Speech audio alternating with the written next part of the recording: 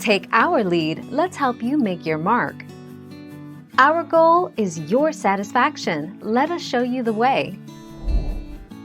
If barotrauma is caused by allergies or respiratory infections, it will often be resolved when the underlying cause has been resolved. Mild to moderate cases take an average of up to 2 weeks for a full recovery. Severe cases can take 6 to 12 months for a full recovery after surgery.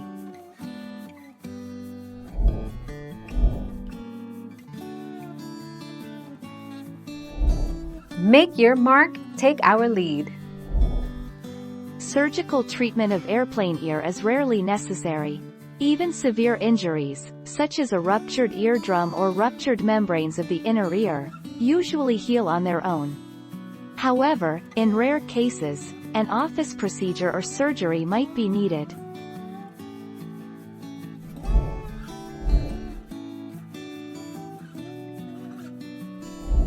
Let's help you make your mark. Complications from airplane ear are rare. Rarely, severe pressure in the ears may result in a perforated, ruptured eardrum, which happens with sudden pain that goes away quickly. Usually a perforated eardrum will heal without medical attention after a few weeks.